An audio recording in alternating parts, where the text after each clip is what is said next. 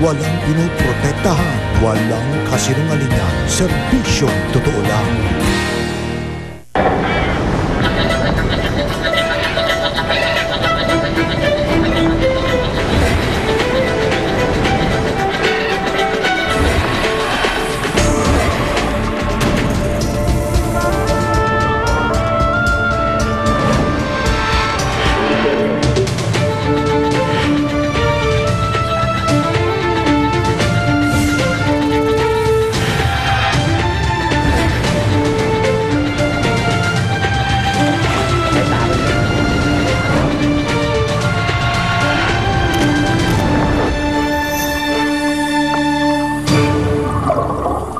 Sa ekspedisyon na to, swinerte tayo at naging mapalad tayo na makasama sa isang bagay na first in the world na ginawa, na first in the world na nangyari.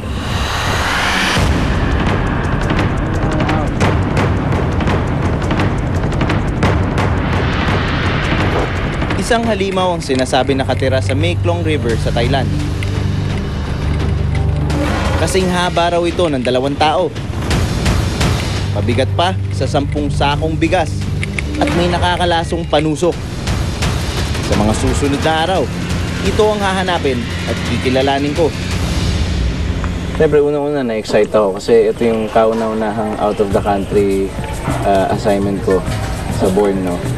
Tapos, siyempre, ever since isa sa mga pangarap ko mapuntahan na lugar ay Thailand.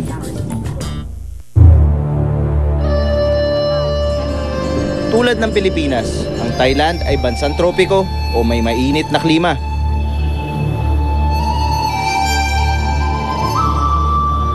Budismo ang pangunahing relihiyon dito.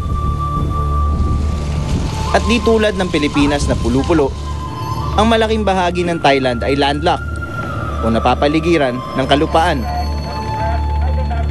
At ang mga ilog ay naging malaking parte sa transportasyon at buhay ng mga Thai. From the airport, bumiyahe tayo mga more or less mga 2 oras papunta doon sa lugar kung saan tayo magstay malapit sa Mae Klong River.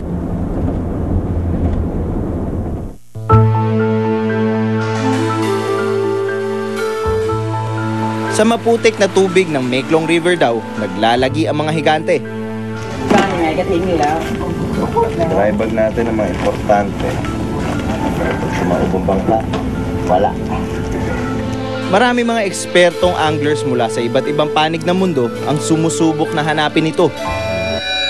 Maging mga banyagang siyentipiko at wildlife documentaries, dinarayo ang Thailand para makaharap at pag-aralan ang tinatawag ngang halimaw. At ngayon, isang wildlife team naman mula sa Pilipinas ang susubok.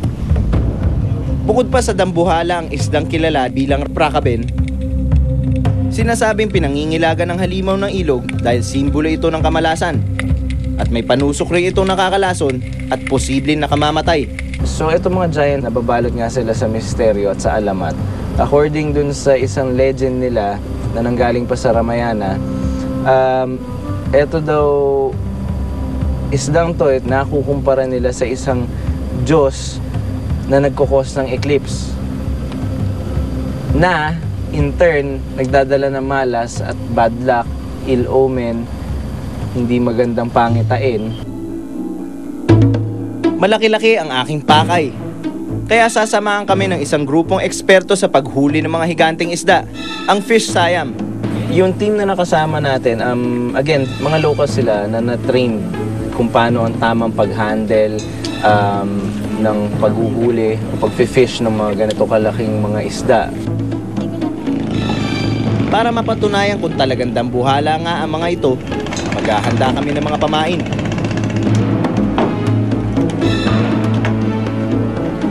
Matitibay at heavy duty na pamingwit ang gagamitin. Umpisa na!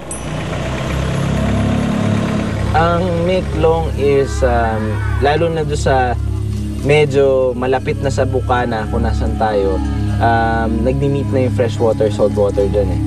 Considering na sobrang industrialized at commercialized ng areang yun, parang hirap paniwalaan na may nabubuhay na mga hayop Lalo-lalo na yung isang napakalaking hayop tulad ng hinahanap natin.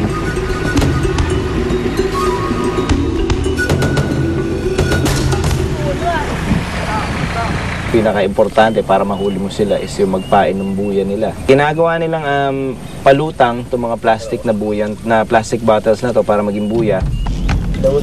Just throw.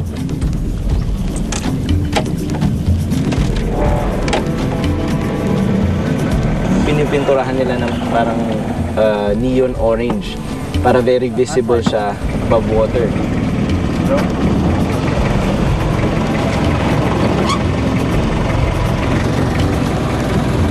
Tapos, tinatalian nila to ng 30 meters na linya na may hook sa dulo. In a day, naglalaglag tayo ng a total of 15 baits. Again, placing it in different locations and spreading yung team far and wide para ma-maximize natin yung chances na makakuha tayo ng kahit isa na kagat. At matapos, oras na lang makakapagsabi kung may kakagat nga bang higante ngayon. Yun, basically, abangan mo na lang.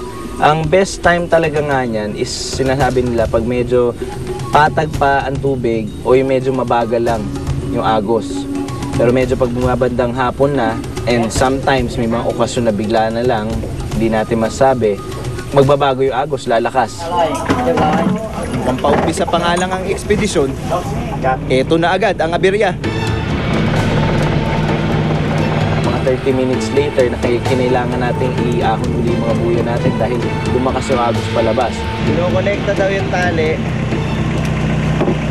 Huwag daw ipupulupot sa kamay ng ganyan dahil kapag meron malaki at umiglas, sama ka sa tubig. So kailangan yung pag-retrieve mo, yung anytime pwede mong bitawan.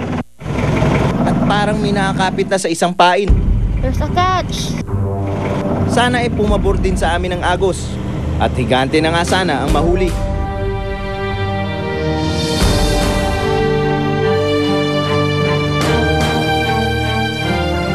Hindi ko alam na yung palengke pala, yung estasyon ng tren. Everything. Makikita mo unti-unting pak, pak, pak, pak, pak, pak. Nagre-retract lahat.